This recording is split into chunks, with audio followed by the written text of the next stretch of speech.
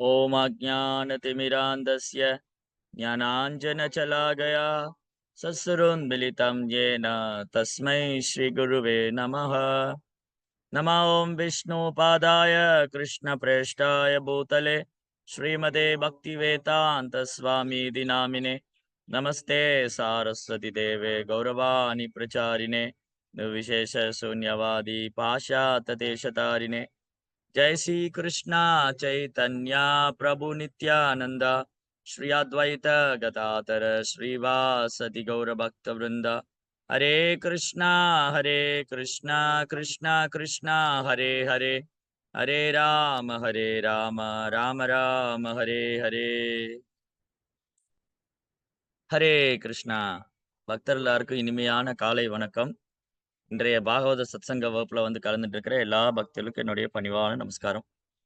ஸ்ரீமத் பாகவதம் 2ஆம் ஸ்கந்தம் 9வது அத்தியாயம் சதுஸ்லோகத்துல கடைசி ஸ்லோகம் 4வது ஸ்லோகம் சதி ஸ்லோகத்துல 36ஆம் ஸ்லோகம். ஏதாவத்யேவ ஜிக்ஞாஸ்யாம் தத்வ ஜிக்ஞாசுனாத்மன அன்வயவவ்யதிகேராப்யாம் யத்யத் சர்வத்ர சர்வதா. A person who is searching after the supreme absolute truth, the pursuit of Godhead, must certainly search for it up to this, in all circumstances, in all space and time, and both directly and indirectly. Okay. அப்போ இந்த உலகத்துல யாராவது எதையாவது தேடிக்கிட்டே தான் இருக்காங்க. இங்க யாரும் எதையும் தேடாம இல்ல, இங்க யாரும் எதையும் கேட்காம இல்ல. ஒண்ணு எதையாவது தேடிக்கிட்டே இருக்காங்க, எதையாவது கேட்டுக்கிட்டே இருக்காங்க. இதுதான் போன வகுப்புல பார்த்தோம். கர்மிகள், பௌதீகவாதிங்க, அப்புறம் பலநோக்கு சிந்தனையாளர்கள் அல்லது பலநோக்கு கர்மத்தை செய்யற கர்ம காண்டத்தில் ஈடுபடக்கூடியவங்க, அப்புறம் ஞானிகள், அப்புறம் யோகிகள், இவங்க எல்லாருமே தேடுறாங்க. இவங்க எல்லாருமே கேள்வி கேட்கறாங்க. ஒரு கர்மி என்ன கேள்வி கேட்கிறாரு? நான் என்ன குரூப் எடுத்து படிக்கல? என் பையனை என்ன படிக்க வைக்கலாம்? என் பொண்ணை என்ன படிக்க வைக்கலாம்? நம்ம எந்த ஊர்ல செட்டில் ஆகலாம்? எங்க இடம் வாங்கலாம்? வீடு கட்டலாம்? என்ன பண்ணலாம்? இந்த கேள்வி எப்பவுமே இருக்கு வாழ்க்கையில. அது பறவைகள் வாழ்க்கையில இருந்து கூட இருக்கு. பறவைகள், பூச்சிங்க, புழுக்கள் எல்லாமே எனக்கு எங்க உணவு கிடைக்கும்? நான் எங்க தங்கலாம்? இது எல்லாரோட வாழ்க்கையிலும் இருக்கு. இந்த கேள்வி கேட்கறது. அப்புறம் தேடுறது. முதல்ல கேள்வி, அப்புறம் அதுக்கான தேடுதல். முதல்ல கேள்வி, அப்புறம் அதற்கான தேடுதல். அப்ப பௌதீகவாதிகளுக்கும் கேள்வி இருக்கு. பௌதீகவாதிகள் கேள்வி இருக்கு. இன்னைக்கு ஞாயிற்றுக்கிழமை என்ன சினிமாவுக்கு போலாம்? எங்க போலாம்? எங்க யார் வீட்டுக்கு போலாம்? எந்த சுற்றுலா தலத்துக்கு போலாம்? அப்படின்னு கேள்வி இருக்கு. அதற்கான தேடுதல் இருக்கு. அதே மாரி கர்மகாண்டம் செய்றவங்க, நான் எந்த யாகம் செஞ்சா எனக்கு என்ன பலன் கிடைக்கும்? வேதத்துல என்னென்ன புண்ணிய கர்மாக்கள செஞ்சா எனக்கு என்ன பலன் கிடைக்கும்? இன்னைக்கு கூட ஆடி அமாவாசை. இந்த ஆடி அமாவாசைக்கு என்ன மாரி தர்ப்பணம் செஞ்சு எங்க முன்னோர்கள நான் மகிழ்விக்கலாம்? அந்த பித்ரு சாபம் எங்களுக்கு வராம இருக்கிறதுக்கு நான் என்ன செய்யணும்? முன்னோர்கள வழிபட்டு எப்படி அவங்க ஆசீர்வாதம் பெறது? அதுக்கு சாஸ்திரத்துல என்னலாம் சொல்லியிருக்கு? அந்த மாரி பலநோக்கு கர்மத்துல ஈடுபடுறவங்க, புண்ணிய கர்மாக்கள செய்றதுக்கான தேடுதல் பண்றவங்க, அப்புறம் முக்தி அடையறதுக்கான வழி என்ன? முக்தி அடையறதுக்கு என்ன பண்ணணும்? அதுக்கு தேடுறவங்க, இந்த பிறப்பு, இறப்புங்கிற சக்கரத்திலிருந்து விடுபடணும். மீண்டும் பிறவா நிலை அடையணும். அல்லது இறைவனோடு இரண்டற கலந்து விட வேண்டும். அதற்கு என்ன பண்ணணும்? அப்படின்னு கேள்வி கேட்கிறவங்க, அதற்கான தேடுதல் பண்றவங்க, அதுக்காக தேடுறவங்க. அப்புறம் இந்த யோகா முறைகள்லாம் என்னது? இந்த யோக முறைகள்ல எப்படி நான் வந்து சில சித்திகளை பெறுவது? என்னென்ன யோகா பண்ணா எனக்கு என்னென்ன பலன் கிடைக்கும்? அந்த மாரி யோக சக்திய நான் அடையறதுக்கு என்ன செய்யணும்? அதற்கான தேடுதல்ல ஈடுபடுறவங்க, அதுக்காக கேள்வி கேட்கிறவங்க. இவங்க எல்லாமே நேரடியாவோ அல்லது மறைமுகமாவோ இந்த இடத்துக்கு வந்துதான் ஆகணும். இந்த இடம்னா என்னது? அவங்க பகவான் கிட்ட வந்துதான் ஆகணும். அப்பதான் அவங்களுடைய வாழ்க்கையினுடைய குறிக்கோள் பூர்த்தி அடையும்னு சொல்லுது. எல்லா கேள்விகளுக்கும் எப்ப வந்து இறுதியான பதில், முடிவு எங்க கிடைக்குது அப்படின்னா, அது இங்க தான் கிடைக்குதுன்னு பிரபுபாத் சொல்றார். பொருளுரையில ஸ்டார்ட்டிங்லயே பிரபுபாத் சொன்னார். To unfold the mystery of Bhakti Yoga as it's explained in this previous verse is the ultimate stage of all inquiries or the highest objective for the inquisitive. அப்படின்னு என்ன அர்த்தம்? இந்த இங்க கேட்கப்பட்ட கேள்விகள் எல்லாமே யாரெல்லாம் என்னென்ன கேள்விலாம் கேட்கறாங்களோ, அது எல்லாமே வந்து இறுதி குறிக்கோள நோக்கி வரணும். அந்த இறுதியான கேள்வி என்ன அப்டின்னா, அதாதோ பிரம்ம ஜிக்ஞாசா. இதுதான் வேதாந்த சூத்திரத்தோடைய முதல் ஸ்லோகம். அதாதோ பிரம்ம ஜிக்ஞாசா. அப்ப அங்கேயும் கேள்வி இருக்கு. பிரம்மம்னா என்னன்னு ஒரு கேள்வி இருக்கு. அதாதோ பிரம்ம ஜிக்ஞாசா, பிரம்மம்னா என்னன்னு அங்க ஒரு கேள்வி இருக்கு. அப்ப இந்த இடத்துக்கு வராத வரைக்கும், இந்த பிரம்மம்னா என்ன அப்படிங்கிற இடத்துக்கு வராத வரைக்கும், மற்ற கேள்வி எல்லாமே வந்து உபயோகமற்றது அல்லது வெறும் ஜட ரீதியானது. ஜட ரீதியா. அதாதோ பிரம்ம ஜிக்ஞாசா, பிரம்மம் என்றால் என்ன அப்படிங்கிற கேள்விக்கு வராத வரைக்கும், இவங்க கேள்வி எல்லாமே எப்படி இருக்கு? இந்த உடல எப்படி சௌகரியமா வச்சுக்கலாம்? இந்த உடல எப்படி திருப்திப்படுத்தலாம்? இந்த உலகத்துல எப்படி புலன்பு அனுபவிக்கலாம்? இந்த இந்த கேள்வி அங்கேயே நிக்குது. இந்த கேள்வி வந்து அன்னமயா பிளாட்ஃபார்ம். இந்த உணவு சாப்பிட்டுட்டு தூங்குறது இதோ இந்த லெவல்ல தான் இருக்கு. ஆனா அடுத்து என்ன லெவலுக்கு வரணும்? இந்த கேள்வி வந்து இந்த அதாதோ பிரம்ம ஜிக்ஞாசா நான் யாரு? அப்படிங்கிற இடத்துல தொடங்குது. நான் யாரு? நான் யாரு? எனக்கு ஏன் இந்த 3 வகையான துன்பம் வருது? அப்படிங்கிற இடத்துல இருந்து கேள்வி தொடங்குது. அதற்கான பதில் தான் ஸ்ரீமத் பாகவதம். அப்ப வேதாந்த சூத்திரத்தினுடைய கேள்விகளுக்கு எல்லாமே ஸ்ரீமத் பாகவதம் தான் தக்க பதில். அதான் இங்க பிரபுபாத் சொன்னார். Srimad Bhagavatam is the a only answering all the questions. படிச்சேனே பொருளுரையில. ம். பாகவதம் தான் அதுக்கு இறுதி தீர்ப்பா இருக்கு. ஸோ எனிவே எப்படி பார்த்தாலும் எ எல்லா கேள்விகளுக்கும் பதில் எங்க வருது? எங்க வந்து முடியுது அப்டின்னா, எங்க வந்து முடியணும்? வாழ்க்கையினுடைய இறுதி குறிக்கோள். வாழ்க்கையுடைய இறுதி குறிக்கோள் என்ன? இதற்கான பதில் என்ன? நான் நான் யாரு? நான் என்ன செய்யணும்? அப்படிங்கிற கேள்வி அதிலிருந்து தான் மனித வாழ்க்கையே தொடங்குது. அதாதோ பிரம்ம ஜிக்ஞாசா. நான் இந்த உடல் அல்ல பிரம்மம். அகம் பிரம்மாஸ்மி. அப்ப பிரம்மத்தோடைய வேலை என்ன? இந்த பிரம்மம் என்ன செய்யணும்? பிரம்மம் என்ன செஞ்சா அது சந்தோஷமா இருக்கும்? பிரம்மம் என்ன செஞ்சா அது பூர்த்தி அடையும்? பிரம்மம் என்ன செஞ்சா அதுக்கு வந்து நஷ்டப்படாது? அப்படின்னா அது பக்தி தொண்டு தான் செய்யணும். அப்போ ஜீவாத்மா நாம இந்த உடல் அல்ல பிரம்மம். நாம் கிருஷ்ணனுடைய சிறிய அம்சம். அவ பக்தி தொண்டுங்கிற தளத்துக்கு வராத வரைக்கும், பக்தி தொண்டை நாம் ஏற்றுக்கொள்ளாத வரைக்கும், பக்தி தொண்டுங்கிற தளத்துல வராத வரைக்கும், நம்ம செயல் எல்லாமே வந்து கால விரயம் தான் பாகவதம் சொல்லுது. நம்முடைய செயல் எல்லாமே கால விரயம் தான். அதனால ஒருத்தருடைய மனித வாழ்க்கை எப்போ பூர்ணத்துவம் அடையுது?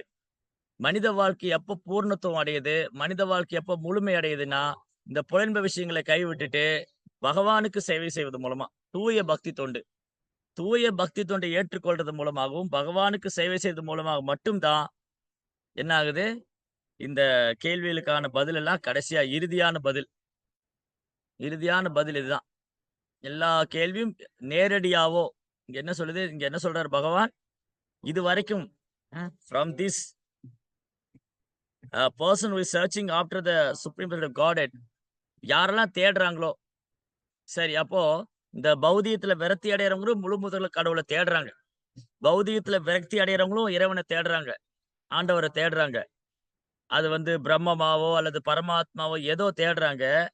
அந்த தேடிட்டு இருக்கிறதெல்லாம் அந்த கேள்வி எல்லாமே must certainly search for up to this all circumstances in all space and time. எல்லா நேரத்திலும், காலத்திலும் நேராகவோ அல்லது மறைமுகமாகவோ அவங்க பக்தி தொண்டுங்கிற பாதைக்கு வரணும்.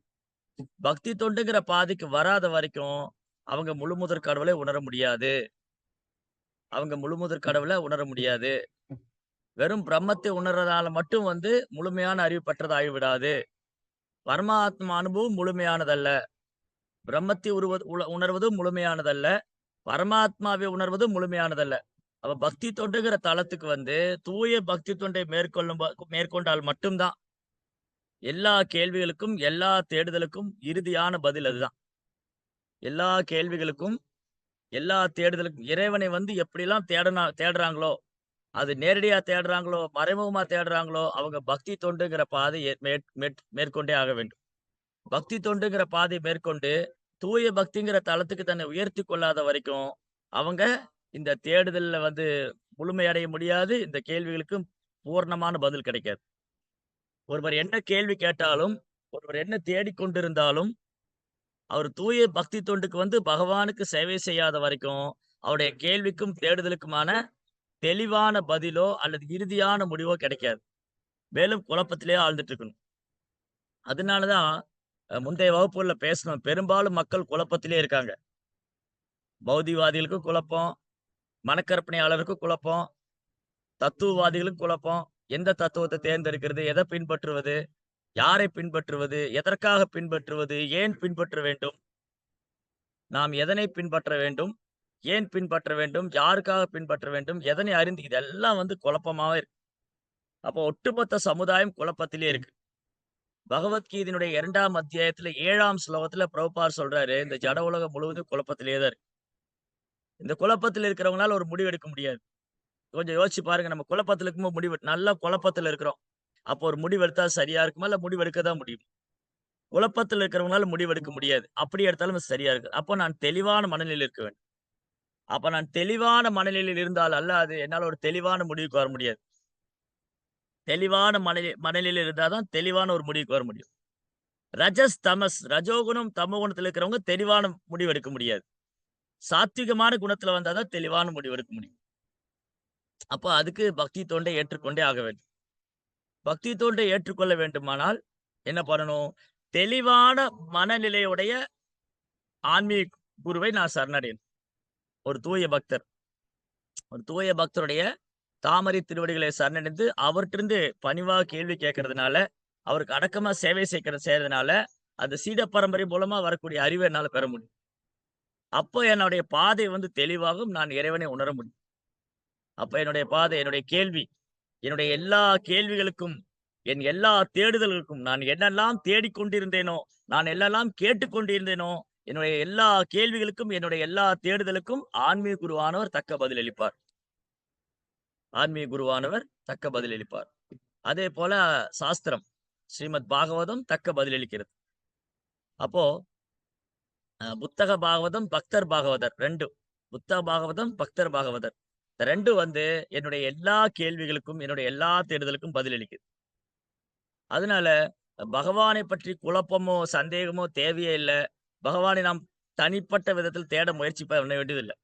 பகவானை பற்றிய கேள்விகளும், சந்தேகங்களும் உடனடியாக விலகப்பெறும். எப்போ ஒரு தூய பக்தருடைய தாமரை திருப்பாதங்கள் நாம் சரணடைகிறோமோ, எப்போ ஒரு தூய பக்தரை நாம் குருவாக ஏற்றுக்கொள்றோமோ, எப்போ அவருடைய கட்டளையை நாம் சிறைமேற்கொண்டு செயல்படுத்தணும்னு நினைக்கிறோமோ, அப்போ நம்முடைய எல்லா கேள்விகளுக்கும் பதில் வழங்கப்பட்டது. எல்லா சந்தேகங்களும் நிவர்த்தி பெறும். எல்லா குழப்பமும் தீர்ந்துவிடும். அதனால தான் அர்ஜுனன் என்ன பண்ணாரு? கிருஷ்ணர குருவா எடுத்துக்கிட்டாரு. அர்ஜுனனால ஒரு முடிவுக்கு வரவே முடியல. ஒரே குழப்பமா இருக்கு. இது தர்மமா? அதர்மமா? இந்த யுத்தம் செய்யலாமா? வேண்டாமா? நல்லதா? கெட்டதா? அவர் எப்படியெல்லாமோ ஆர்க்யூ பண்ணி பார்த்தாரு கிருஷ்ணர்ட்ட. கடைசியில அவர் கிருஷ்ணர குருவா எடுத்துட்டார். கார்பண்ய தோசோ பிரகத சுபாவா மிச்சாமிதாம் தர்மச்சமூட சேதா யஸ்ய சிதம் ப்ரூஹி தன்மே சிஷ்யஸ்தேகம் சுவாதிமாம் தாம் பிரபன்னம். கிருஷ்ணா, என்னுடைய கருமித்தனத்தினால நான் ரொம்ப குழம்பி போயிருக்கேன். என்னால ஒரு முடிவுக்கு வர முடியல. என்னால எது சரி, எது தப்புன்னு ஒரு முடிவுக்கு வர முடியல. எது தர்மம், எது அதர்மம்னு எனக்கு புரியல. அதனால நான் உங்களையே என்னுடைய குருவா ஏத்துக்கிறேன். தயவு செய்து என்ன எங்க சீடனா ஏற்றுக்கொண்டு என்ன வழிநடத்துங்க. அப்போ ஒரு மாணவர் ஒரு மாணவர் ஆன்மீக குருட்ட தன்னை அர்ப்பணிக்கும் பொழுது, ஆன்மீக குருடைய அருளால அவர் கிருஷ்ணரை பற்றிய அனைத்து தத்துவமும் அவருக்கு வெளிப்படுத்தப்படும். ஈவன் பக்தி தொண்டினுடைய மிக உயர்ந்த மனித வாழ்க்கையின் மிக உயர்ந்த குறிக்கோள் தூய பக்தி தொண்டு. அந்த ரகசியமும் தானா அவருக்கு வெளிப்படுத்தப்படும். இப்ப நாம இந்த திருப்பதி அகோபிலம் யாத்திரையில இருக்கோம். அங்க ரொம்ப அழகான லீலைகள். திருப்பதியில நெறைய அற்புதமா லீலை நடந்திருக்கு. ஆ எப்படி நம்ம சம்பிரதாயத்துல 6 கோஸ்வாமிகள், விஸ்வநாத் சக்கரவர்த்தி தாக்கூர், பக்தி வினோத் தாக்கூர், பிரபுபாதர் இந்த மாரி ஆகச்சிறந்த ஆச்சாரியர்கள். நம்முடைய பிரம்ம மாத்துவ கௌடிய வைஷ்ணவ சம்பிரதாயத்துல ஆகச்சிறந்த ஆச்சாரியர்கள். நரோத்தமதாஸ் தாக்கூர், ஸ்ரீனிவாச ஆச்சாரியா இவங்கெல்லாம் பரம்பரை மூலமா நமக்கு ரொம்ப அழகான பக்திய கத்துக் குடுத்துருக்காங்க. எப்படி நம்ம பகவான் மேல அன்பு செய்றது? எப்படி அவர சரணடைறது? எப்படி கிருஷ்ண உணர்வு தத்துவங்கள நான் புரிந்து கொள்வது? எப்படி அந்த கிருஷ்ண உணர்வு தத்துவங்களை புரிந்து கொண்டு அத நடைமுறையில பயிற்சி செய்றது?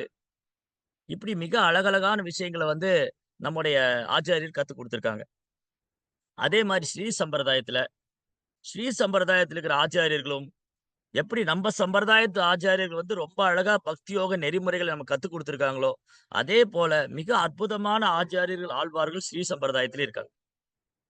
அப்போ இந்த ஆச்சாரியருடைய வாழ்க்கை சரித்திரம், நமக்கு ஒரு உற்சாகம் தரக்கூடியதாகும். எப்படி ஆச்சாரியருடைய வாழ்க்கை சரித்திரம் படிக்கும்போது நமக்கு உற்சாகம் கிடைக்கும். அப்புறம் கிருஷ்ண உணர்வுல மேலும் ஆர்வம் அதிகரிக்கும். சேவை மனப்பான்மை அதிகரிக்கும்.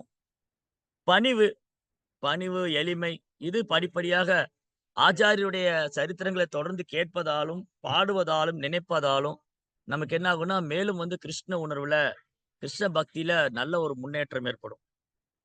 அதனால ஆச்சாரியர்களை புகழ்வதும், அவங்கள பாடுவதும் பகவானை புகழ்வதும், பாடுவதற்கும் நிகரானது. எப்படி நம்ம பகவானை புகழை பாடுறோமோ, அவருடைய பிறப்பு, செயல்கள்லாம் திவ்யமானதோ, அதே மாரி ஆச்சாரியருடைய பிறப்பும், செயலும் திவ்யமானது.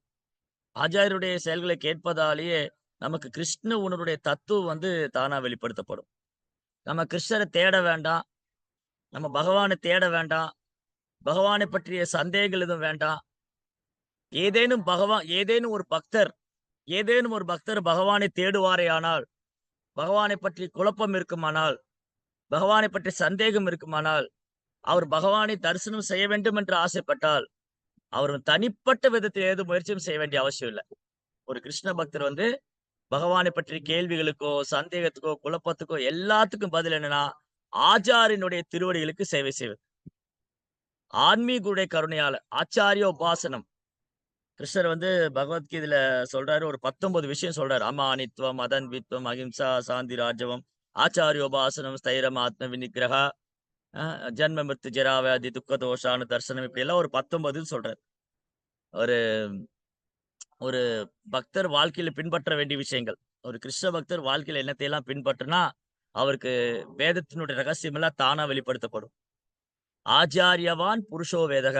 ஆச்சாரியனுடைய தாமரை திருவடிகளை சரணடைஞ்சவருக்கு வேதத்தின் ரகசியம் எல்லாம் தானா வெளிப்படுத்தப்படும். அவர் வேதத்தின் ரகசியத்த போய் ஆராய்ச்சி எல்லாம் பண்ணி தெரிஞ்சுக்க வேண்டாம். அதே மாரி கடவுள பார்க்கணும் தல குப்புற நின்னு முயற்சி பண்ண வேண்டாம். கடும் தபங்கள், யோகங்கள்லாம் பயிற்சி பண்ண வேண்டாம். வெறுமனே ஆன்மீக குருவுடைய கட்டளையை நிறைவேற்ற வேண்டும். ஆன்மீக குருவுக்கு நான் சேவை பண்ணணும். அவர திருப்திப்படுத்தணும். அது ஒன்றுதான் குறிக்கோள். அது ஒன்றை மட்டுமே நாம் குறிக்கோளா வைத்திருப்போமேயானால், ஆன்மீக குருவுடைய தாமரை திருப்பாதங்களை சரணடைந்து அவருடைய கட்டளையை மட்டும்தான் அவரது கட்டளையை நிறைவேற்றுவது மட்டும் தான் என் வாழ்க்கையில் லட்சியம்னு அது ஒன்றை மட்டும் நாம் மையமா வச்சிருந்தோம் அப்படின்னு சொன்னா, நம்ம வாழ்க்கையில தோல்வியே கிடையாது. அது பௌதீகத்திலும் கிடையாது, ஆன்மீகத்திலும் கிடையாது. என்னைக்கு நம்ம குருவோடைய கட்டளையை செருமேற்கொண்டு செயல்படுத்தணும்னு நினைக்கிறோமோ, அதுக்கான முயற்சி செஞ்சாலே, அதற்கான முயற்சி செஞ்சு தொடர்ந்து இடையறாது ஈடுபட்டு கொண்டிருந்தாலே, அந்த பக்தருடைய வாழ்க்கை பௌதீகத்திலும் சரி, ஆன்மீகத்திலும் தோல்வியே கிடையாது. ஆன்மீகத்துல தோல்வியே கிடையாது அவருக்கு. அவர் பகவான பார்க்கணும்னு முயற்சி பண்ணவும் வேண்டாம். அதற்காக கடினமா அவரு எந்த எந்த ஒரு இதுவும் செய்ய வேண்டாம். வெறுமனே ஆன்மீக குரு திருப்திப்படுத்தணும். அப்போ இங்க ஒரு அழகான லீலை. நீங்க திருப்பதி போனீங்கன்னா, அங்க அனந்தாழ்வார் தோட்டம்னு இருக்கு. அனந்தாழ்வாருடைய கார்டன். அனந்தாழ்வார் ரொம்ப அழகா ஒரு நந்தவனம் செஞ்சாரு பெருமாளுக்காக திருப்பதியில. நீங்க இது ஒரு 1000 வருஷத்துக்கு முன்னாடி நடந்த உண்மையான கதை. இது சும்மா ஒரு கட்டுக்கதையோ, கற்பனையோ சும்மா நேரம் போறதுக்காக சொல்லல.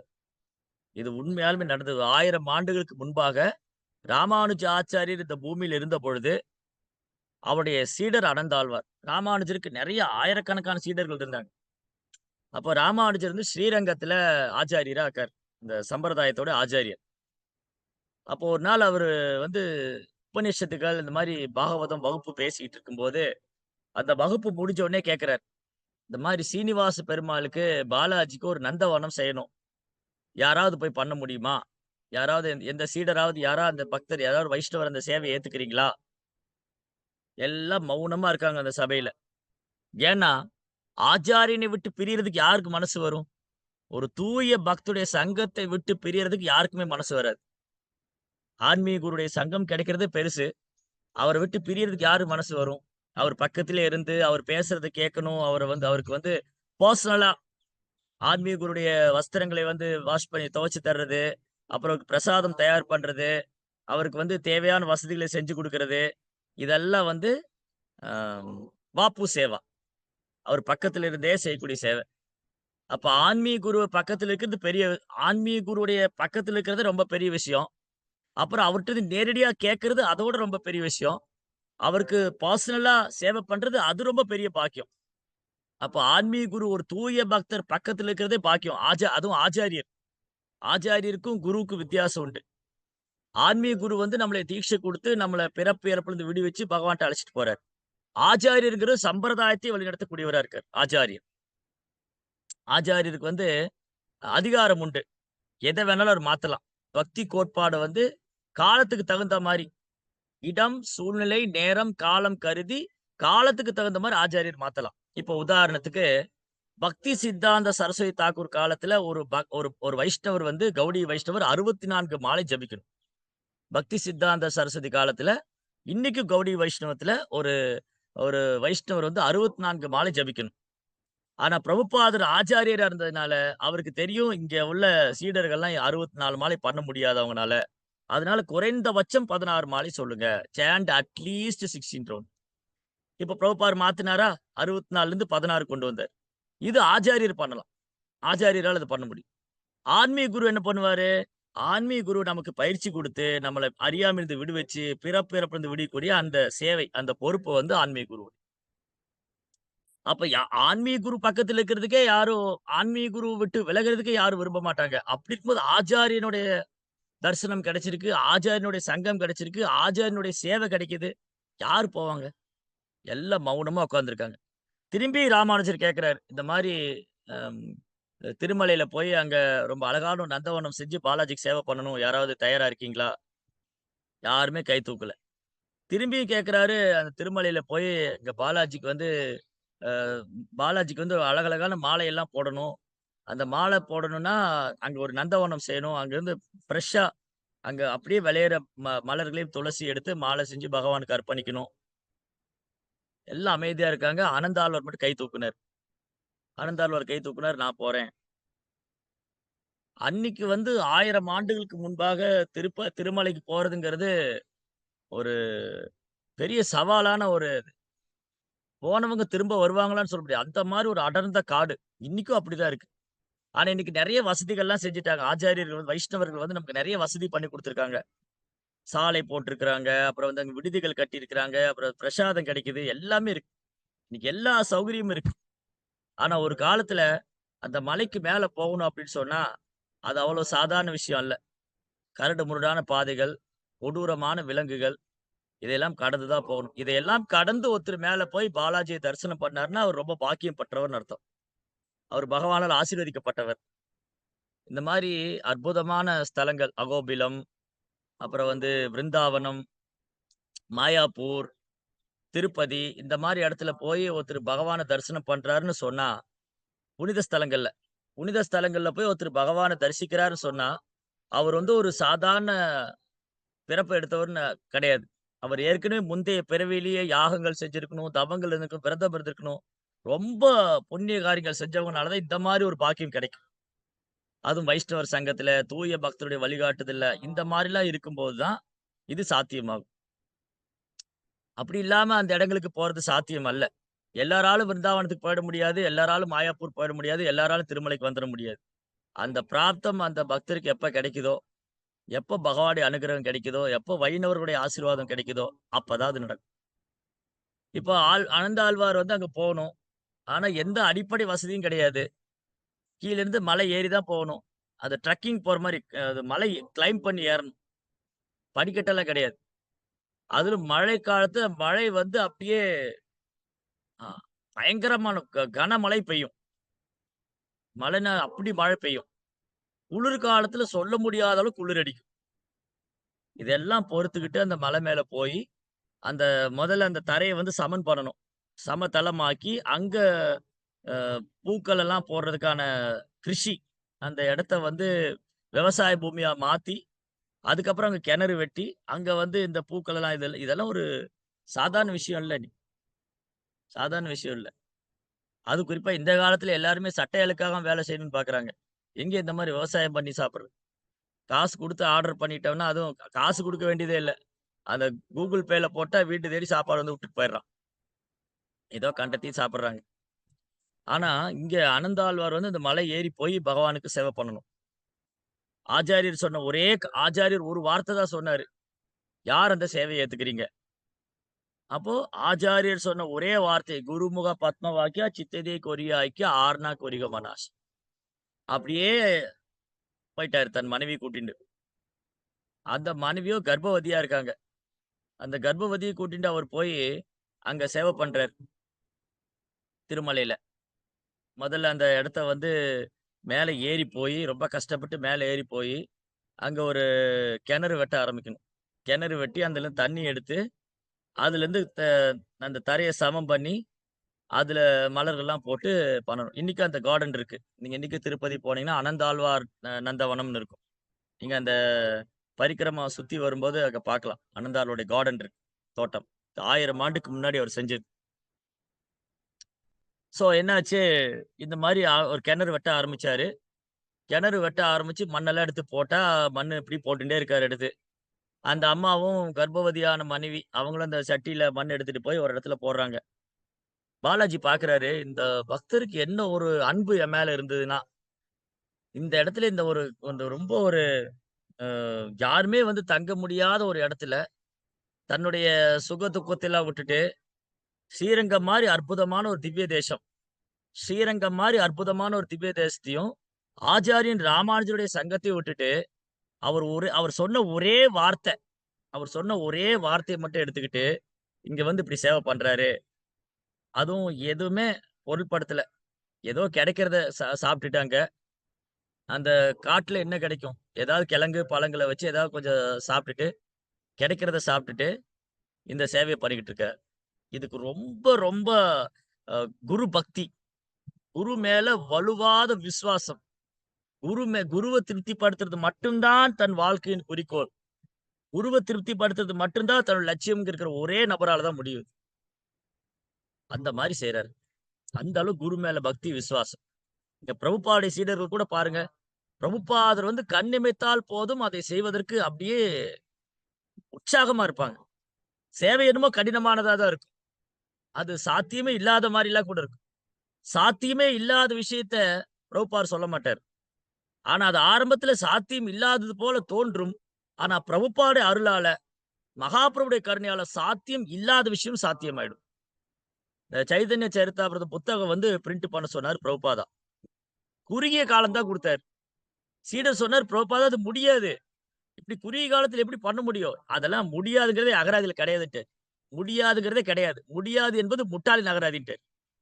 எனக்கு பண்ணணும் அவ்வளவுதான். உடனே அந்த பக்தர் அந்த சீடர் ஒரு ரெக்வெஸ்ட் வச்சு ஒரு ஒரு பணிவா ஒரு வேண்டுகோள் வச்சாரு. "அப்படின்னா நீங்க இங்கேயே இருக்கணும். இங்கேயே இருந்து அந்த புத்தகம் நாங்க வந்து பிரிண்ட் பண்றோம். எங்களுக்கு அது தேவையான ஃபோட்டோலாம் நீங்க தான் காமிச்சு குடுக்கணும்." "சரி, ஓகே. நான் இங்க தங்குறேன். உனக்கு என்ன வேணாலும் ஹெல்ப் பண்றேன். எனக்கு புக் ரெடி ஆயி வரணும் அவ்வளவுதான். எனக்கு சைத்தன்ய சரிதாமிரதம் புக் பிரிண்ட் ஆயி வரணும். இவ்வளவுதான் காலம்." குறுகிய காலம் தான் குடுத்தாரு. ஆனா பகவான் குருவுடைய கருணையாலயும், சைதன்ய மாவுடைய கருணையாலும் அந்த அந்த பிரபுபாதர் என்ன டைம் சொன்னாரோ அதுக்குள்ள அந்த புக் பிரிண்ட் ஆயி வெளிய வருது. சில நேரங்கள்ல பிரபுபாத வந்து ஒரு சீடர் கூப்பிட்டு, "நீ அங்க போய் பிரச்சாரம் பண்ணும்பாரு." அவருக்கு ஊரும் தெரியாது, பேரும் தெரியாது. ஒண்ணுமே தெரியாது. எதுவுமே தெரியாது. எந்த திசையில போணும், எந்த திசையில போணும், யார போய் பார்க்கணும் ஒண்ணும் தெரியாது. இதே தான் பிரபுபாதருக்கும் நடந்தது. பிரபுபாதர் அமெரிக்கால போய் எந்த திசையில போகணும், யார பார்க்கணும் ஒண்ணுமே தெரியாது. குரு வந்து சொல்லிட்டாரு அவ்வளவுதான். என் குரு சொன்னாரு, "நீங்க மேற்கத்திய நாட்டுல போய் பிரச்சாரம் பண்ணுங்கன்னு." அங்க ஒருத்தர் வைஷ்ணவர் ஆனாலும் என்னுடைய லட்சியம் நிறைவேறி விட்டதுன்னாரு. ஒருத்தர் அதுல டிவோட்டி ஆயிட்டார். நான் மேற்கத்திய நாட்டுக்கு பிரச்சாரத்துக்காக போறேன். எனக்கு அங்க யாரையும் தெரியாது. எங்க போகணும் ஒண்ணும் தெரியாது. ஆனா யாரேனும் ஒருவர் இந்த கிருஷ்ண உணர்வை ஏற்றுக்கொண்டால், என்னுடைய நோக்கம் வெற்றி அடைந்து விட்டது. என் குரு மகாராஜ் சொன்ன கட்டளையை நான் நிறைவேற்றி விட்டேன். இந்த அளவுக்கு குரு பக்தி. பிரபுபாதருக்கு அவருடைய குரு மேல இருந்தது. பிரபுபாவுடைய சீடர்களுக்கு அவர் குரு மேல பிரபுபாதர் மேல இருந்தது. அதே மாரி நமக்கு நம் குரு மேல இருக்க வேண்டும். என் குரு சொல்ட்டாரு அவ்வளவுதான். அதுக்கப்புறம் மறு பேச்சே இடம் இல்ல. குறைந்தபட்சம் 16 மாலை ஜெபிங்க. 4 விதிமுறை கடைபிடிங்க. பிரபுபாத் இயக்கத்துக்கு உங்களால முடிந்த சேவைய செய்யுங்க. என் குரு வந்து எனக்கு நெறைய சேவை குடுத்திருக்கார். அதுல நீங்க எனக்கு உதவி செய்யுங்க. இவ்வளவு தான் குரு நம்மகிட்ட கேட்டிருக்காரு. ஆனா பெரும்பாலும் குரு வந்து தனியா ஒரு பக்தர கூப்பிட்டு உபதேசம் இன்ஸ்ட்ரக்ஷன் குடுக்க மாட்டார். நீ வந்து இத பண்ணு, நீ அத பண்ணு. ஏன்னா, ஒரு வேள அவர் செய்யாம போய்ட்டாரு அப்டின்னா, அது குரு அபராதம் ஆயிடும். குரு சொல்லி கேட்காம போய்ட்டாரு, செய்யாம போய்ட்டாரு. அதனால குரு வந்து மேக்ஸிமம் கூடுதலானவர்களுக்கு குரு வந்து தனியா ஒரு தனிப்பட்ட விதத்தில எந்த ஒரு உபதேசமும் தரமாட்டார். அன்லெஸ் அந்த சீடரால செய்ய முடியும் அப்டின்னா சொல்லுவார். அதனால தான் பொதுவான ஜெனரல் இன்ஸ்ட்ரக்ஷன் குறைந்தபட்சம் 16 மாலை ஜெபிக்கணும். 4 விதிமுறை கடைபிடிக்கணும். பிரபுபாத் இயக்கத்துக்கு நம்மளால இயன்ற சேவை பண்ணணும். பிரபுபாதர் வந்து குருவுக்கு என்னென்ன சேவை குடுத்திருக்காரோ, அவரு அந்த சேவையை செய்வதற்கு நம்மளால் முடிந்த உதவிகளை செய்து அவருடைய சேவையில நம்ம ஈடுபடணும். இப்படி ஆனந்தாழ்வாருடைய அந்த சரணாகதி, அவரு குருட்ட சரணாகதி. அப்புறம் குரு மேல உள்ள பக்தி, இதையெல்லாம் பார்த்து பகவான் ஓடி வராரு அவருக்கு சேவை பண்றதுக்காக. பாலாஜி வந்து ஒரு சின்ன பையனா ஓடி வந்துட்டாரு. பாலாஜினாலே பாலகன் தான், சிறுவன், கோபன். ஓடி வந்துட்டாரு. இவருக்கா என்ன பண்றதுன்னே தெரியல. ஏன்னா இவரு பாலாஜி போய் அந்த பையன் போய் கேட்கிறாரு, "சுவாமி, நீங்களே ரொம்ப நேரம் வெட்டிட்டு இருக்கீங்களே, கொஞ்ச நேரம் நான் பண்றேன் குடுங்க." "வேண்டாப்பா, நீ சின்ன பையன். உன்னால இதெல்லாம் பண்ண முடியாது. என்னோட குரு வந்து எனக்கு இந்த சேவைய குடுத்திருக்கிறாரு. என்னைய தொந்தரவு பண்ணாத." "பரவால்ல, நீங்க ரொம்ப நேரம் செய்றீங்க. இங்க யாருமே இல்ல உதவி செய்றதுக்கு. நான் பண்றேனே." "அதெல்லாம் முடியாது. இந்த சேவைய நான் தான் பண்ணுவேன்." நாமளா இருந்தோம், யாராவது வரமாட்டாங்களா? தள்ளி விட்டு போயிரலாமான்னு பார்ப்போம். யாராவது வந்தா நைஸா அவங்கட்ட தள்ளி விட்டு போயிரலாம். சரி, சரி. ரொம்ப நேரம் நான் பண்றேன். நீங்க கொஞ்ச நேரம் பண்ணுங்க." அப்படின்னு கைய மாத்தி விட்டுருவோம். ஆனா அவரு பாருங்க, என் குரு வந்து சேவை குடுத்திருக்கிறாரு. "சாரி பிரபு, நான் இந்த சேவைய நான் பண்ணேன். என்ன தொந்தரவு பண்ணாதீங்க. என்ன தொந்தரவு பண்ணாதீங்க." ஆனா தொடர்ந்து அந்த பையன் கேட்டு இவருக்கு கோவம் வருது. "என்ன இவரு சேவைய தொந்தரவு பண்றாரு? போப்பா இங்கிருந்து. தொந்தரவு பண்ணாத." சரி, இவரு தர்ற மாரி தெரியல. அப்படியே அந்த பக்கம் போய் நிக்கிறாரு. அந்த அம்மா வந்து ரொம்ப நிறை மாத கர்ப்பவதி. அவங்க என்ன பண்றாங்க, அந்த ஒரு ஒரு சட்டி மண்ணா வாங்கி கொண்டு வந்து போடுறாங்க. அந்த இடத்த ச தளம் பண்றதுக்கு. இந்த பையன் சொன்னாரு, "அம்மா அவரு தான் குடுக்க மாட்டேங்கிறாரு. நீங்க ஏன் இவ்வளவு கஷ்டப்படுறீங்க? குடுங்க நான் செய்றேன். அந்த சட்டிய என்ட்ட குடுங்க. நான் போய் மண் எடுத்துட்டு வரேன்." ஐயோ! என் பிரபு கோச்சுன்றுவாரு. ரொம்ப ஸ்ட்ரிக்ட்டா சொல்லியிருக்காரு. சேவை பண்ணும்போது கவனமா இருக்கணும். இந்த மாரிலாம் பண்ணக்கூடாது. அப்படின்னு நெறைய எனக்கு இன்ஸ்ட்ரக்ஷன்லாம் குடுத்துருக்கிறாரு. ஆனா அவரு அப்புறம் என்ன கோச்சுன்றுவாரு. நான் தரமாட்டேன். பரவால்ல, அவரு ஒண்ணும் கோச்சுக்க மாட்டாரு. நீங்க ரொம்ப நிறை மாத கர்ப்பிணியா இருக்கீங்க. உங்கனால எப்படி இதெல்லாம் பண்ண முடியும்? நான் பண்றேன். அதெல்லாம் கூடாதுப்பா. என்ன தொந்தரவு பண்ணாத. ஆனாலும் இந்த பையன் விடுற மாரி இல்ல. சரி, பையனும் பார்க்க ரொம்ப அழகா இருக்கான். தொடர்ந்து கேட்டுட்டே இருக்கான். இந்த அம்மானால மறுப்பு தெரிவிக்க முடியல. ஏன்னா தாய் தானே. அம்மா வந்து இரக்க மனசு. "சரிப்பா, நீ பண்ணு." அப்படின்னு சரி நான் ஒண்ணு பண்றேன். நான் அவரு அந்த மண்ணு போட்டு தருவாரு. அந்த பக்கமா வரேன். நீ அப்புறம் வாங்கி கொண்டு போய் போட்டு விடுன்னு. அவருக்கு தெரிய வேண்டாம். தெரிஞ்சா கோச்சுன்றுவாரு. அந்த ஒரு மண்ணு சட்டியில போட்டு குடுத்தாரு. அந்த சட்டியில மண் எடுத்துட்டு போறாங்க. அந்த மரத்துக்கு பின்னாடி ஒளிஞ்சுட்டு இருக்காரு அந்த பையன். அத வாங்கி கொண்டு போய் அந்த பக்கம் போடுறாரு. சீக்கிரம், சீக்கிரம் வந்துடுறாங்க. இவருக்கு ஒரே ஆச்சரியம். என்னது? இவ கர்ப்பவதியா இருக்க, இவ்ளோ சீக்கிரம் சேவ பண்றா, இவ்ளோ உற்சாகமா இருக்காளான்னு பாக்க போனா, அந்த பக்கம் போய் அந்த பையன் வாங்கி அந்த சட்டிய போட்டுட்டு இருக்கான். அவருக்கு வந்தது கோவம். கையில உள்ள அந்த இரும்பு தடி கடப்பார, அந்த இரும்பு ராடு, அந்த இரும்பு ராடு எடுத்துட்டு ஓடுறாரு. "அடேய்! எங்கள தொந்தரவு பண்ணாத, நான் கேட்க மாட்டேன்" ஓடுறாரு. அந்த பையன் ஓடுறாரு. ஒரு கடப்பாரைய தூக்கி வீசினா, இந்த தாவையில அடிச்சு தாவ உடைஞ்சு போச்சு. பிளட் வருது. ஓடியே போயிட்டான் அந்த பையன். பூஜாரி போய் கோயில தொறந்தா, பாலாஜியோட இந்த ஸ்ரீனிவாசனுடைய தாடையிலருந்து பிளட் வந்துட்டு இருக்கு. ரத்தம் வருது. பூஜாரி எல்லாம் பிரம் த ப அதிர்ந்து போய் பயந்து அதிர்ச்சியில கையும் ஓடல, காடு ஓடல. என்ன ஆச்சு? என்ன நடந்தது இங்க? நாம ஏதாவது சேவாபராதம் பண்ணிட்டோமா? ஏன் பாலாஜிக்கு இப்படி ஆச்சு? யார் என்ன பண்ணுனாங்க? கோயில் பூட்டி தானே கிடந்தது. பாலாஜி சொல்றாரு, "போய் அனந்தாழ்வார கூட்டிட்டு வாங்கங்கிறாரு." உடனே அந்த பச்சை இலையெல்லாம் அரிச்சு இங்க பாலாஜிக்கு ஒரு பத்து மாரி போடுவாங்க. அதனால இந்த பாலாஜி இல்ல இந்த தாடையில ஒரு ரவுண்டா ஒரு 10 மாரி இருக்கும். ஒரு ஒட்டியிருப்பாங்க. அது போடுறாங்க. "நீங்க போய் அனந்தாழ்வார கூட்டிட்டு வாங்கன்னு." உடனே ஒரு வைஷ்ணவர் ஓடி வராரு. அனந்தாழ்வார் வந்து நந்தவனத்தில சேவை பண்ணிட்டு இருக்காரு. "உங்கள வந்து பாலாஜி கூப்பிடுறாரு. அதெல்லாம் வர முடியாதுன்னு போய் சொல்லுங்க. இங்க வேலை இருக்கு எனக்கு." அவர் அவர் கிருஷ்ணர் கூப்பிடுறாரு அவர. பாருங்க. நம்மள கிருஷ்ணர் கூப்பிட மாட்டாரான்னு காத்துட்டு இருக்கிறோம் நம்ம. கிருஷ்ணர் நம்மள கூப்பிட்ற மாட்டாரா? இந்த ஜட உலகமே வேண்டாம். நம்ம கிருஷ்ணாவோட உலகத்துக்கு போயிரலாமான்னு காத்துட்டு இருக்கோம். அவர பாலாஜி கூப்பிடுறாரு. "நீங்க வாப்பா இங்க." நம்ம கிருஷ்ணருடைய தரிசனம் கிடைக்காதான்னு ஏங்கிட்டு இருக்கிறோம். நான் என்னைக்கு கிருஷ்ணர பார்க்க போறேன்? நான் என்னைக்கு அவருடைய உலகத்துல போப்போறேன்? அந்த மாரி தான் இங்க இருக்கிற பக்தர்கள்லாம் ஏங்கிட்டு இருக்காங்கன்னு நெனைக்கிறேன். ம். பரவால்ல. ஸோ, அ என்ன ஆச்சு? ஆனந்தாழ்வார் சொல்றாரு, "வர முடியாது போங்க." திரும்பி பாலாஜி நான் சொல்றேன், திரும்பி சொல்றப்ப நான் சொன்னேன் வர சொல்லுங்க. "எப்பா பாலாஜி கூப்பிடுறாருப்பா உன்ன, பார்க்கணும்னு சொல்றாரு. இங்க வாங்க." யா பாலாஜியாவது யார் சொன்னா என்ன? நான் வரமாட்டேன் போங்க. எனக்கு சேவை பண்ணிட்டு இருக்கேன். என்ன தொந்தரவு பண்ணிட்டு இருக்காதீங்க. 3வது முறை அனுப்புறாரு. "உடனே வர சொல்லுங்க. நான் பார்க்கணும்." "அப்படிலாம் வர முடியாதுன்னு போய் சொல்லுங்க." "அதெல்லாம் வர முடியாது. என் குரு எனக்கு சேவை குடுத்துருக்கிறாரு. அதெல்லாம் வர முடியாது." நம்மளா இருந்தோம், குருவாவது, சேவையாவது. கிருஷ்ணரே கூப்பிடுறா எல்லாத்தையும் விட்டுட்டு ஓடிருவோம். எல்லாத்தையும் விட்டுட்டு ஓடிருவோம். சேவையெல்லாம் 2வது தான். கிருஷ்ணரே என்ன கூப்பிடுறாருப்பா, என்னதப்பா சேவையெல்லாம் பண்ணிட்டு ஓடிருவோம். இப்படி சாயந்தரம் ஆயிடுச்சு. இவரு போகவே இல்ல. பாலாஜி ஒரு 3, 4 தடவ அனுப்பிச்சு விட்டாரு. போகவே இல்ல. அப்புறம் வேலையெல்லாம் முடிச்சு மாலையெல்லாம் எடுத்துட்டு யாரு பாலாஜி தரிசனம் பண்ண போறாரு. எப்பவுமே சாயந்தரம் போய் சந்தியா ஆரத்தி அப்போ பாலாஜிய தரிசனம் பண்ண போவார். ஒரு கார்லண்ட் எடுத்துட்டு போவாரு. இந்த துளசி மாலையெல்லாம் செஞ்சு எடுத்துட்டு போவாரு. போனவரு ரொம்ப வெட்கத்துல தல குனிஞ்சு போறாரு. ஒரு வருத்தம். என்னடா இவ்வளவு 3, 4 தடவ பாலாஜி கூப்பிட்டாரு. நான் சர்வீஸ்ல இருந்து அவர பார்க்க முடியல. இப்ப எப்படி அவர போய் நான் பார்க்கறது? அவருக்கு பாருங்க, நான் எப்படி பாலாஜி போய் பார்ப்பேன்? அவரு தொடர்ந்து ஆள் அனுப்பிச்சுட்டே இருந்தாரு. நானும் இந்தா வரேன், வரேன்னு சொல்லிட்டு போகவே இல்ல. இப்ப எந்த முகத்த வச்சு அவர பார்ப்பேன்? அப்படின்னு தலைய குனிஞ்சுக்கிட்டே போறாரு. போயி பகவானுடைய தாமரை திருவடிகள். முதல்ல அவருடைய தாமரை திருவடிய தரிசனம் செய்றாரு. அவர் முகத்த பார்க்கறதுக்கு ரொம்ப இவருக்கு ரொம்ப சங்கடமா இருக்கு. 2, 3 தடவ பாலாஜி கூப்பிட்டு அனுப்பிச்சு நான் போகலையேன்னு ரொம்ப சங்கடத்துல தல குனிஞ்சிருக்கிறாரு. அப்போ பாலாஜி "அனந்தாழ்வாரே, ஓய் அனந்தாழ்வார் இங்க பாருங்க" அப்படின்னு கூப்பிட்டா, இவரு தலைய தூக்கி பார்க்குறாரு. இந்த தாவையில அடிபட்டு இங்க பத்து போட்டுருக்காங்க. அவர் பார்த்தோனே, "பெருமாளே என்னது? நான் உனக்கு சேவை பண்ண வந்தா என்ன இப்படி ஆக்கிட்டியே நீன்னாரு. நீ ஏன் வந்தீங்கன்னாரு. எப்படி நான் வராம இருக்க முடியும்?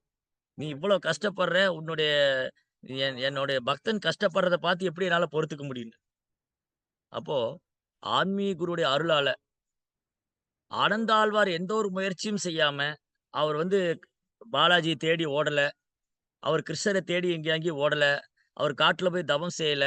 அவர் விரதம் இருக்கல. கடும் தவமோ, கடும் விரதமோ மேற்கொள்ளல. வெறுமனே குருவோடைய கட்டளைய நிறைவேற்றணும் அவ்வளோதான்.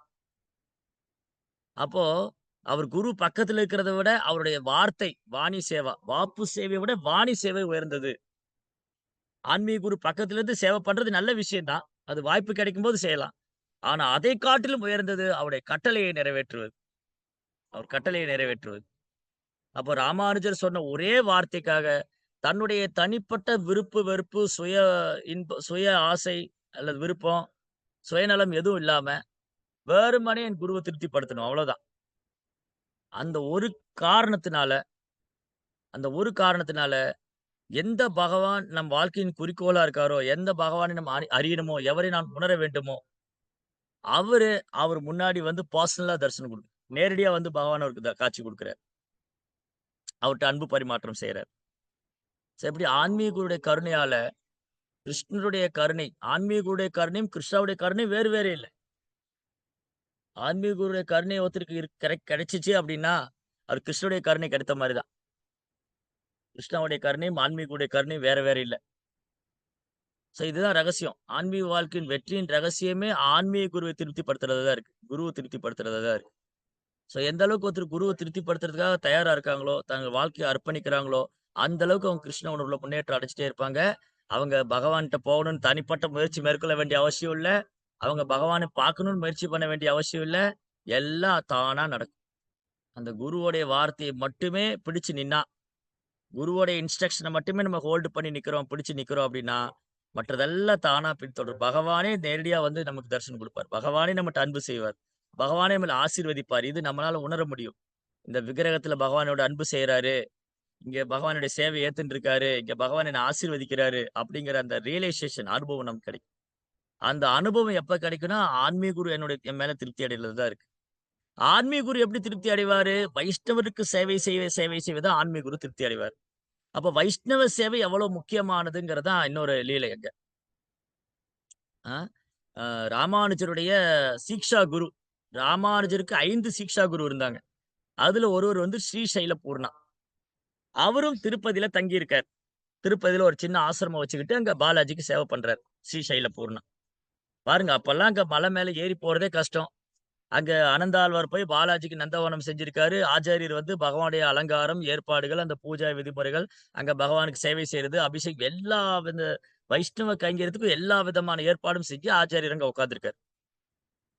அப்போ ஒரு முறை ராமானுஜ ஆச்சாரியர் திருப்பதிக்கு வராரு. பாலாஜிய தரிசனம் பண்ணணும்னு.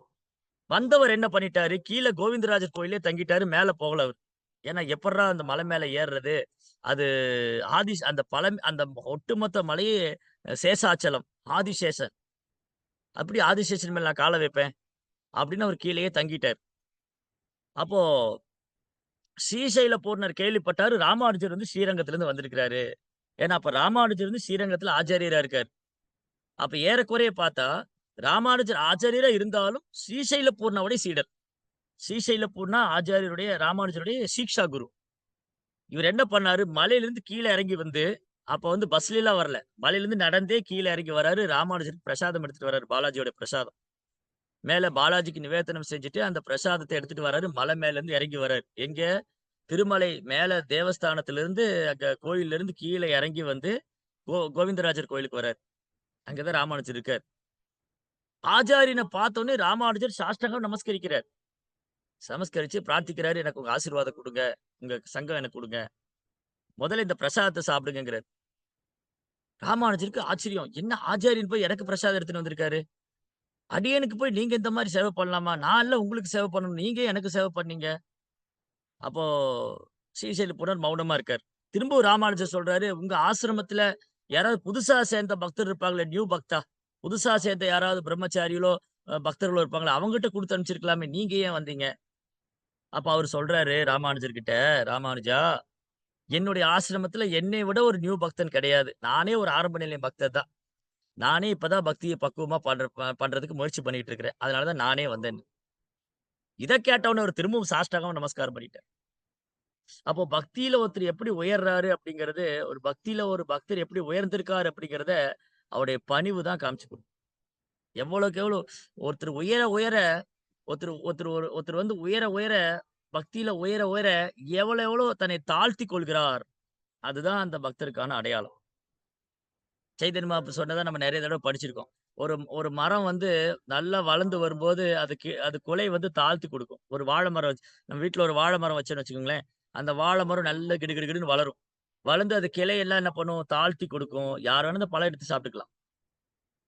அந்த மாரி தாழ்மை, பணிவு இதுதான் ஆபரணம் வைஷ்ணவருக்குன்னு சைத்தன்ய மகாபுரு சொல்றாரு.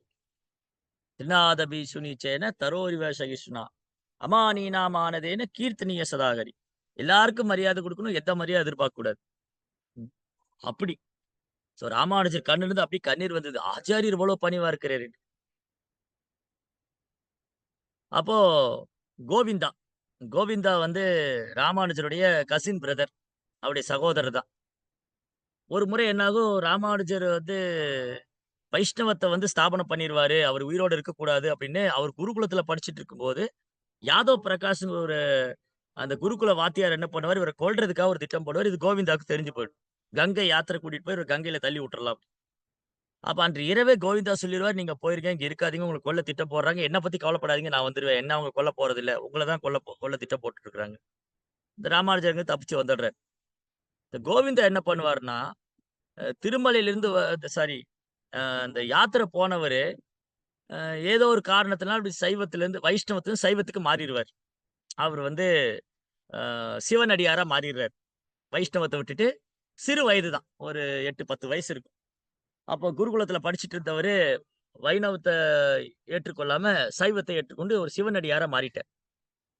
ராமானுஜர் ஆச்சாரியர் ஆனதுக்கப்புறம் அவருக்கு என்ன ஒரு என்னன்னா, எப்படியாவது கோவிந்தாவ நம்ம வைஷ்ணவத்துக்கு கூட்டிட்டு வரணும். அவர் சின்ன வயசுலேருந்தே வைணவத்தை பின்பற்ற வேண்டியவரு. ஆனா தவறி போயிட்டாரு.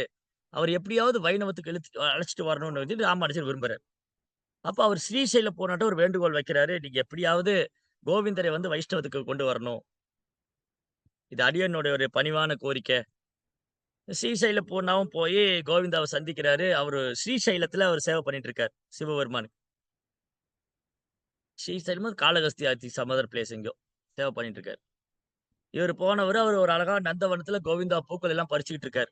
இந்த நந்தவனத்துல கோவிந்தா பூக்கள் எல்லாம் பறிச்சுட்டு இருந்தாரு. இவரு போய் கேட்டாரு. ஆச்சாரியர் போனாரு. "கோவிந்தா, இந்த பூவெல்லாம் யாருக்காக பறிக்கிறீங்கன்னு?" "இது சிவபெருமானுக்கு தான்." "சிவபெருமான் எங்கேயாவது அழகு செய்து நீங்க பார்த்திருக்கீங்களா? அவர் ஆடம்பரமான ஆடை உடுத்தி பார்த்திருக்கீங்களா? அவர் தன்னை உணர்ந்த ஆத்மா. இந்த ஆபரணங்கள் சூடிக்கொள்வது, அழகு சூடிக்கொள்வது இதெல்லாம் பெருமாள் தான். நீங்க பெருமாளுக்கு கைங்கரியம் பண்ணாம சிவபெருமானுக்கு இந்த பூக்கள் எல்லாம் சேகரிச்சு என்ன பண்ண போறீங்க?" அப்படின்னு ரொம்ப அழகா சாமர்த்தியமா பேசி, அவர அப்படியே வைஷ்ணவத்துக்கு கூட்டிட்டு வந்துருவாரு. ஸ்ரீசைல பூர்ணாவுடைய கருணையால கோவிந்தா என்ன ஆயிருவாரு? வைஷ்ணவத்த ஏத்துக்கிட்டாரு. அன்றையிலிருந்து அவரு, "என் குரு தான் எனக்கு எல்லாமே." ஏன்னா, நான் சின்ன வயசுலயே வைஷ்ணவத்த ஏற்றுக்காம போயிட்டேன். அப்படியே போய் நான் ஒரு சைவ சித்தாந்தத்தை ஏற்றுக்கொண்டுட்டேன். ஆனா, என்னுடைய குருவுடைய கருணையால தான் எனக்கு பகவான் யாரு? அவருக்கு சேவை பண்றது எவ்வளவு முக்கியம்? வைஷ்ணவ ஒரு அருளால தான். வைணவருடைய அந்த ஆச்சாரியருடைய அருளால தான், எனக்கு பகவான் யாரு, அவருக்கு சேவை பண்றது எவ்வளோ முக்கியம், எது உயர்ந்த உன்னதமான அ அர்ச்சனம், அ வ பூஜை, வந்தனம் எல்லாம் எனக்கு அப்பதான் தெரிஞ்சது. அதனால எனக்கு என் குரு தான் எல்லாமே. அதனால கோவிந்தா என்ன பண்ணார், தன் வாழ்க்கைய தன் குருவுக்காக அர்ப்பணிச்சுட்டார். அவர் என்ன சொன்னாலும் அதுதான். குரு விட்டு அவருடைய நிழல் மாரி. குரு பின்னாடியே நிழல் மாரி தொடர்ந்து போவார். அவர் என்ன சொன்னாலும் அதுதான் அவருக்கு வேத வாக்கு. ஸ்ரீசைல பூர்ணர் என்ன சொல்றாரோ, அதுதான் அவருக்கு வேத வாக்கு. அத தவிர வேற ஒண்ணும் கிடையாது. ஒரு நாள் ராமானுஜர் திருப்பதியில திருமலையில தங்கி இருக்கும்போது, கோவிந்தாவோட சில ஆக்டிவிட்டீஸ் எல்லாம் பார்த்தார். அவருக்கு ரொம்ப வியப்பா இருந்தது. என்ன பண்ணாரு, கோவிந்தா வந்து தன் குருவுக்காக படுக்கை விரிச்சுட்டாரு. படுக்கை விரிச்சுட்டு அது மேல அவர் படுத்துட்டு இருக்கிறாரு. ராமானுஜர் வந்தாரு. "என்ன கோவிந்தா அபச்சாரம் பண்றீங்க? அபராதமாச்சே இது. ஆன்மீக குருவுடைய படுக்கை விரிச்சு அது மேல நீங்க படுத்துக்கிட்டு இருக்கீங்கன்னு. இதனால என்ன ஆகும் தெரியுமா? நீ நரகத்துக்கு தான் போவீங்கன்னு." அப்ப கோவிந்தா சொன்னாரு, "நான் நரகத்துக்கு போனாலும் பரவால்ல. நான் இந்த படுக்கைய விரிச்சுட்டு போறேன். என் குரு வந்து படுக்கும்போது அதுல எறும்போ, பூச்சியோ இருந்து அவர கடிச்சதுன்னா, அவருக்கு தூக்கம் வந்து தொந்தரவாயிரும். அவருக்கு ஓய்வு எடுக்க முடியாது. அவருடைய ஓய்வு ஓய்வு வந்து தடைபட்டு போயிடும். அவர் எப்பவுமே பகவானுடைய சேவையில இருக்காரு. கொஞ்ச நேரம் தான் ஓய்வு எடுக்குறாரு. அதுவும் தடைபட்டு போச்சுன்னா, அப்புறம் எப்படி அவரு ஓய்வு எடுப்பாரு?" அப்படின்னு சொல்லி, "அதுக்காக நான் பரீட்சை பண்றேன். அந்த படுக்கையில ஏதாவது பூச்சி கீச்சி இருக்கா? என்ன கடிக்குதா? இல்ல அவருக்கு ரொம்ப சுகமா தூங்க முடியுமா?" ராமானுஜர் அப்படியே ஆச்சரியமா பார்த்தாரு. இது மட்டும் இல்ல, இன்னொரு ஆச்சரியம் பார்த்தாரு. அவரு மலையில ஏதோ திருமலையில ஏதோ நடந்து போயிட்டு இருக்கும்போது, கோவிந்தா ஒரு பாம்பு கையில வாய விட்டு பாம்பு வாயில கைய விட்டாரு. ஒரு பெரிய பாம்பு, மலைப்பாம்பு. அது வாய்க்குள்ள கைய விட்டு ஏதோ பண்ணிட்டு இருக்கிறாரு. ராமானுஜர் ஓடி வந்தாரு. "கோவிந்தா, கோவிந்தா என்ன காரியம் பண்றீங்க? இந்த பாம்பு வாய்க்குள்ள கைய விட்டு என்ன பண்றீங்கன்னாரு." அவரு கேட்டுக்கிட்டே இருக்காரு. இவரு கைய வெளிய எடுக்கவே இல்ல. திரும்பி கேட்கிறாரு. "ஏன் இந்த மாரி பண்றீங்க? என்ன ஆச்சு?" அந்த பாம்பு அப்படியே நெளியுது, துடிக்குது. தென் கோவிந்தா மெல்லமா கைய வெளிய எடுத்தாரு. ஒரு பெரிய முள்ளு அந்த நாக்குக்குள்ள குத்திருக்கு. அந்த பாம்போட வாயில. இந்த முள்ள வெளிய எடுத்துட்டு சொன்னாரு, "ஆச்சாரியரே, இந்த முள்ளு வந்து அந்த பாம்பு ஏதோ கடிக்க போய் அது வாயில குத்திடுச்சு.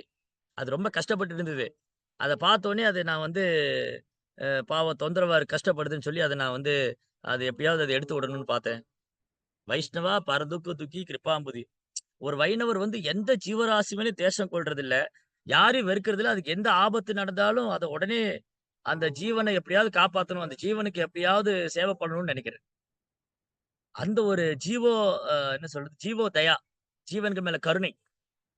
வைஷ்ணவா பரதுக்க துக்கி கிருபாம்பதி. ஜீவோ தயா. ஜீவன் மேல கருணை. நாம பாம்பு அங்க வருதுன்னா இங்க ஓடிருவோம் அந்த பக்கமா. அவரு அந்த பக்கம் வந்தா இந்த பக்கம் ஓடிருவோம். அவரு அத புடிச்சு அத வாயிலருந்து அந்த முள்ள எடுத்து விட்டாரு. ராமானுஜருக்கு என்ன சொல்றதுன்னே தெரியல. அவர் கோவிந்தாவ ரொம்ப பிடிச்சு போச்சு. அப்புறம் திருமலையிலேருந்து அவர் கிளம்பும்போது, அவர் போய் ஸ்ரீசைல பூர்ணர்ட்ட சொல்றாரு. எனக்கு ஒரு வேண்டுகோள், அடியேனுக்கு ஒரு வேண்டுகோள்னாரு. "என்ன சொல்லுங்க ராமானுஜா, நான் என்ன செய்யணும்?" "கோவிந்தாவ என் கூட அனுப்புறீங்களா? நான் கோவிந்தாவ ஸ்ரீரங்கத்துக்கு கூட்டிட்டு போறேன்." ஏன்னா கோவிந்தாவ அவருக்கு ரொம்ப பிடிச்சு போச்சு. அவருடைய இந்த நடவடிக்கை, குரு மேல உள்ள விசுவாசம், குரு பக்தி, அப்புறம் வைணவர்களுக்கு உண்டான கருணை, இதெல்லாம் பார்த்து ராமானுஜர் கோவிந்தாவ தன் பக்கம் வச்சுக்கணும்னு ஆசைப்படுறாரு. ஸ்ரீசைல பூர்ணர் சொன்னா, "தாராளமா அழைச்சுட்டு போங்க. தாராளமா கூட்டிட்டு போங்க கோவிந்தாவ." ராமானுஜருக்கு ரொம்ப சந்தோஷம். ஆச்சாரியர் வந்து அனுமதி குடுத்துட்டாரு. கோவிந்தாவ அழைச்சுட்டு போலாம் ஸ்ரீரங்கத்துக்கு. நான் ஆச்சாரியர் கூப்பிட்டு சொன்னேன், "கோவிந்தா நீ ராமானுஜர் கூட போயிடு. நீ ராமானுஜர் கூட போய் ஸ்ரீரங்கத்துல போய் சேவை பண்ணுன்னு" சொல்லி அனுப்புறாரு. வழிநெடுக ராமானுஜர் வராரு. கோவிந்தா கூட வராரு. ராமானுஜர் ரொம்ப சந்தோஷமா வராரு. பகவானுடைய பாசுரங்கள்லாம் பாடி சந்தோஷமா வராரு. கோவிந்தா ஒரே துக்கம். அவர் முகத்துல ஒரு சிரிப்பே இல்ல. எந்த ஒரு சந்தோஷம் இல்ல. ஏதோ ஒரு நடைப்பிண மாரி வந்துட்டு இருக்கிறாரு. உயிரற்ற ஒரு உடல் எழுந்து நடக்கிற மாரி. ராமானுஜர் பார்த்துட்டு இருக்காரு. "என்ன கோவிந்தா நம்ம ஸ்ரீரங்கத்துக்கு போறோம். ரங்கநாதர், பூலோக வைகுந்தம். ஸ்ரீரங்கத்துக்கு போறோம் நம்ம." ஆனாலும் கோவிந்தா முகத்துல ஒரு மாற்றமும் இல்ல. ரொம்ப சோகமா இருக்காரு. சரி என்ன? ஏன் இப்படி இருக்க நீ? உனக்கு என்ன? அப்டின்னாரு. "இல்ல நீங்க வந்து என்ன நீங்க ஸ்ரீரங்கத்துக்கு அழைச்சிட்டு போறீங்க. எனக்கு ஸ்ரீரங்கம் வர இன்ட்ரெஸ்ட் இல்ல. எனக்கு ஸ்ரீரங்கம் வர விருப்பம் இல்ல. என் குரு சொன்னார்ன்னு ஒரே காரணத்துக்காக தான். ஸ்ரீசைல பூர்ணர் என் குருநாதர் சொன்னார்ன்னு ஒரே காரணத்துக்காக நான் உங்க கூட வரேன். ஆனா எனக்கு விருப்பம் இல்ல. எனக்கு இஷ்டம் இல்லன்னு." ரொம்ப முகம்லாம் வாடி போய் ஆன்மீக குரு பிரிஞ்சு, நான் அவர விட்டு வந்துட்டேனேங்கிற சோகத்துல வராரு. சொன்னேன் ராமானுஜர் சொன்னாரு, "ஓகே பரவால்ல. அப்ப உங்களுக்கு விருப்பம் இல்ல நீங்க திரும்ப போங்க. நீங்க போய் உங்க ஆச்சாரியருக்கே சேவை பண்ணுங்க. நீங்க ஸ்ரீரங்கத்துக்கு வர வேண்டாம். நான் வேணா ஆச்சாரியர்ட்ட சொல்றேன். நீங்க திரும்ப போங்க." அப்படின்னு கோவிந்தாவ அனுப்பிச்சு வச்சுட்டாரு. கோவிந்தா இப்ப ரொம்ப சந்தோஷமா வராரு. ரொம்ப சந்தோஷம். ஸ்ரீரங்கத்துக்கு நான் போ வேண்டாம். நம்ம திரும்ப திருமலைக்கே வந்துரலாம். ஆச்சாரியுடைய திருவடிகள்ல இருக்கலாம். அவருக்கு சேவை பண்ணலாம். ரொம்ப சந்தோஷமா வராரு. வந்து ஆசிரமத்துக்கு முன்னாடி நிக்கிறாரு. ஸ்ரீசைல போனா பிரசாதம் சாப்பிட்டுட்டு இருக்காரு. கோவிந்தா வந்து வாசல்ல நின்னுட்டு நமஸ்காரம் பண்ணி சொல்றார், "அடியேன் கோவிந்தா வந்திருக்கிறேன்." கண்டுக்கவே மாட்டேங்கிறாரு. அவர் பாட்டுக்கு சாப்பிட்டுட்டே இருக்காரு. இவரு திரும்ப திரும்ப சொல்றாரு, "ஆச்சாரியரே உங்க திருவடிகளுக்கு சரணம். நான் கோவிந்தா வந்திருக்கிறேன்." அப்ப அவங்க மனைவி சொல்றாங்க, பிரபு கோவிந்தா வந்திருக்கான். நம்ம கோவிந்தா வந்திருக்கான். குழந்தை பாவம் ரொம்ப நேரம் நின்னுட்டு இருக்கான். கூப்பிடுங்க. ரொம்ப நேரம் வெளியிலேயே நிக்கிறான். கூப்பிடுங்களேன்னு." ஆச்சாரியர் கண்டுக்கவே இல்ல. அவர் உட்கார்ந்துட்டே இருக்காரு. கோவிந்தா நின்னுட்டே இருக்காரு. திருப்பி மனைவி சொல்றாங்க, "நீங்க கொஞ்சம் இரக்கம் வையுங்களேன். கோவிந்தா ரொம்ப நேரம் காத்துட்டு இருக்காரு. கூப்பிடுங்களேன்." அப்ப அவர் சொல்றாரு, "நான் ஒரு குதிரைய ஒரு எஜமானனுக்கு வித்துட்டேன். நான் ஒரு குதிரைய என்ன பண்ணேன், ஒரு எஜமானனுக்கு வித்துட்டேன். இப்ப அந்த குதிரை எனக்கு சொந்தம் இல்ல. அந்த எஜமானுக்கு தான் சொந்தம். அப்ப இந்த குதிரை அந்த எஜமான்ட்ட போகாம இங்க என்ன பண்ணிட்டு இருக்கு? இந்த குதிரை எஜமானனுக்கு போய் சேவை பண்ணாம, இங்க வந்து என்ன பண்ணிட்டு இருக்கு? நான் அந்த குதிரையோட எஜமானன் இல்லையே!" அப்படின்னு சொல்றாரு. அப்ப அந்த ஒரு வார்த்தை கோவிந்தா புரிஞ்சுக்கிட்டாரு. என் குருநாதர் வந்து நான் ராமானுஜர் கூட தான் இருக்கணும்னு ஆசைப்படுறாரு. என் குருநாதருடைய விருப்பம் என்னன்னா, நான் ராமானுஜருக்கு சேவை பண்ணணும். நான் அவர் கூட இருக்கணும்னு ஆசைப்படுறாரு. மறு வார்த்தை பேசல. அப்படியே நமஸ்காரம் பண்ணிட்டு ஸ்ரீரங்கம் வந்துட்டாரு. இதுதான் குரு விசுவாசம். என் குருநாதர் என்ன விரும்புறாரு? நான் விரும்புறது ஒண்ணு, என் குரு விரும்புறது ஒண்ணு.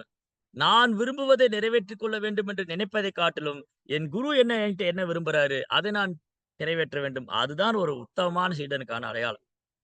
உத்தமமான சீடனுக்கான அடையாளம். அவர் அடுத்த நிமிஷமே அங்கிருந்து கிளம்பி போயிட்டார். நமஸ்காரம் பண்ணிட்டு ராமானுஜருக்கு போய் சேவை பண்ணாரு.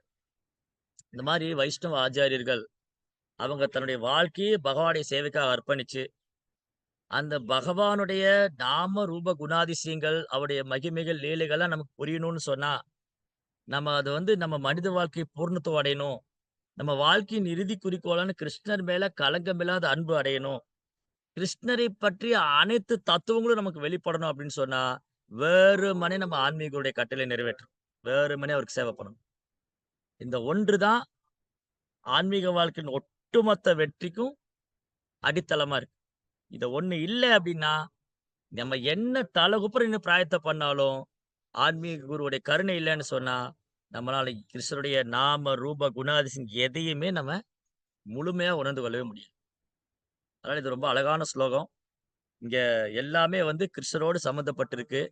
இத வந்து நான் புரிஞ்சுக்கணும் அப்டின்னா, நேராவோ அல்லது மறைமுகமாவோ ஒருத்தர் புரிஞ்சுக்கணும்னு சொன்னா, அவங்க இந்த இடத்துக்கு வந்துதான் ஆகணும். பக்தி தொண்டுங்கிற பாதைக்கு வந்து, அதை பயிற்சி செய்யாத வரைக்கும், தூய பக்திக்குன்ற தளத்துக்கு நான் வரணும்னா, ஒரு தூய பக்தனுடைய தாமரை திருவடியை சேவனம் பண்ணணும். அவருக்கு சரணடையணும். அது செய்யாத வரைக்கும், எப்பவுமே எனக்கு இந்த கேள்விகளும், குழப்பங்களும் இருந்துகிட்டே தான் இருக்கும்.